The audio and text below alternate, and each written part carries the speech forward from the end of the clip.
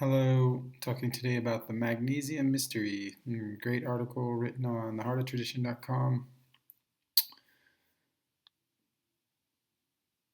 Coming from the book as well, The Mysteries of Nutrition, Life-Changing Ideas to Heal the Body.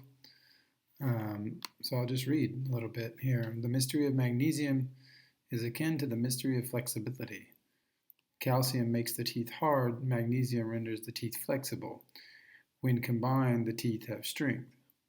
Without flexibility, the tissues, bones, or cellular structures become rigid, overly permeable, lacking in local viscosity, or at worst, they die.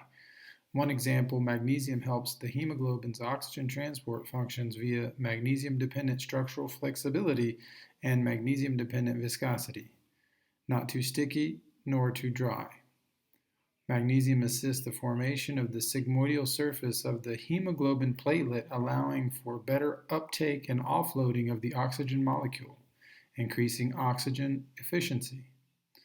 The flexible structure itself is a product of magnesium's role in buffering the calcium input to ensure magnesium flexibility in the structures of the body, including the cell, and provides a healthy viscosity due in part to magnesium's water-carrying capacity. This also ensures the right shape and form, discocytes to the platelets, allowing them to better fit in the capillaries and deliver nutrients to the body. Magnesium is also nature's calcium channel blocker. This key function reduces inflammation via downregulating the contractions caused by too much calcium in the blood and tissues. 30% of the cell's energy is used in trying to remove calcium from the cell. Magnesium buffers this process and allows for the cell wall structure to ensure itself from rigid apoptosis, cell death, by limiting or incorporating magnesium into the structure, rendering it more flexible. This flexibility contributes to the selective permeability of the cell wall, whereas without magnesium, the cell becomes too permeable. Calcium without magnesium causes inflammation, brittleness, and cracking, which also renders cell wall hyperpermeable. So to summarize, we first have a structural deficiency caused by a previous magnesium deficiency. Then to that can be added an active deficiency of magnesium in the cells and tissues, which create an imbalance in the local viscosity, enabling a hyperpermeability and cracking. Well-distributed executive power. Magnesium also regulates the immune system. Imagine a lattice structure sprinkled with diamonds. Let us say that magnesium represents the diamonds. Noble minerals have astounding effects on harmful bacteria by their presence alone. This well-distributed executive is a key to how the structures defend themselves before any immune system police are called. In the Wild West, only groups of bandits could rob banks because everyone was armed, and a lone shooter would be dead before he could even get a hold of the money. This principle holds true as sentinels built into the structure, capable of regulating the innate immune system, macrophage, granulocytes, etc., and having their own bacterial resistance, can provide a more perfect protection. This network also runs through the nervous system, allowing for the right neuroplasticity for better nerve conduction via neurotransmitters who themselves are also magnesium dependent.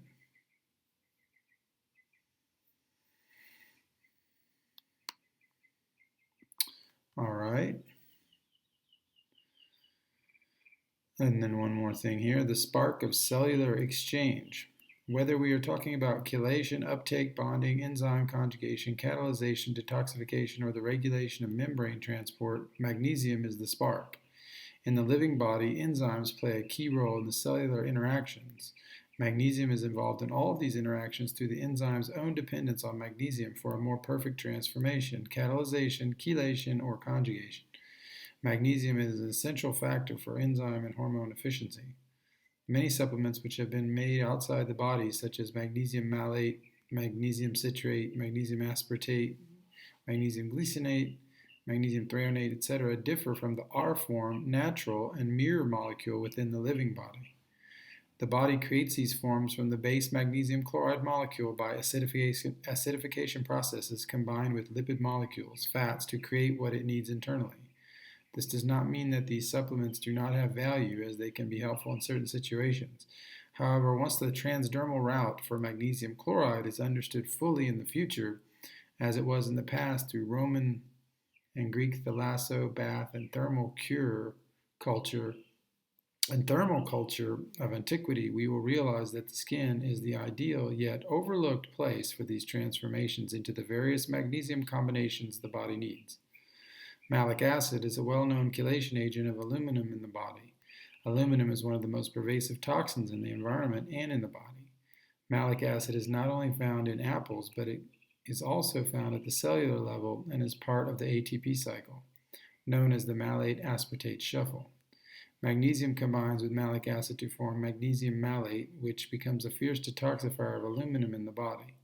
Many cosmetics use malic acid as it falls under the category of AHA, alpha hydroxy acids, beneficial catalysts in the propagation of skin cells and tissue regeneration.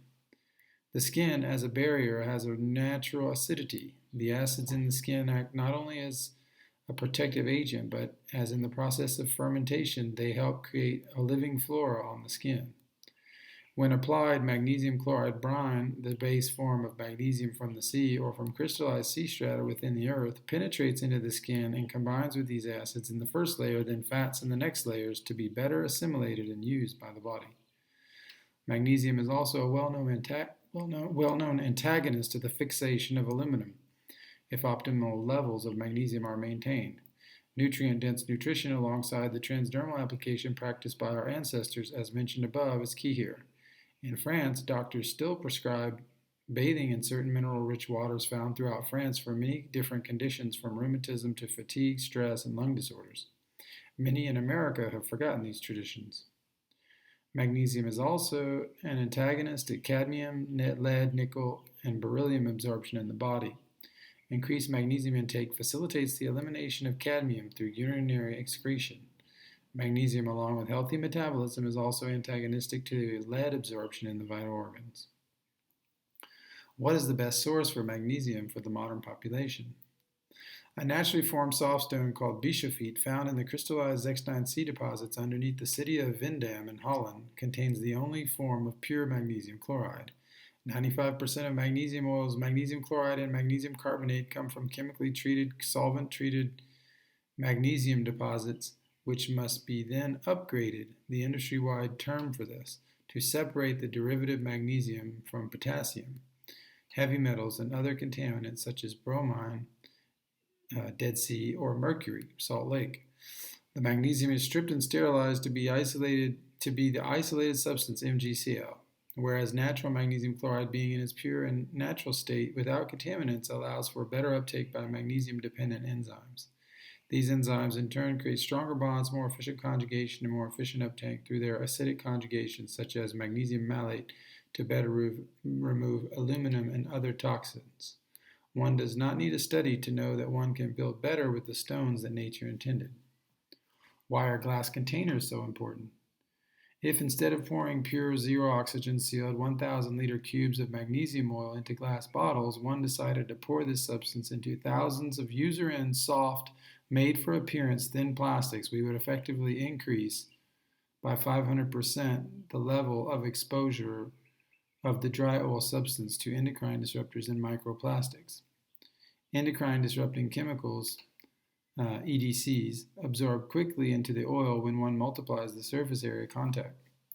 Additional leaching would occur during storage and usage as the plastic degrades in contact with halogens, lighting, and oxygen. This would not only reduce the initial quality of the substance, but it would limit the magnesium's capacity through magnesium-dependent enzymes in the body to remove these same endocrine disruptors from the body. First, do no harm is the first rule of medicine. However, EDCs found in the tissues can be removed and reduced through transpiration. Transpiration has been proven in animal studies to remove these chemicals in conjunction with adequate magnesium levels. These two components are found in sweat samples.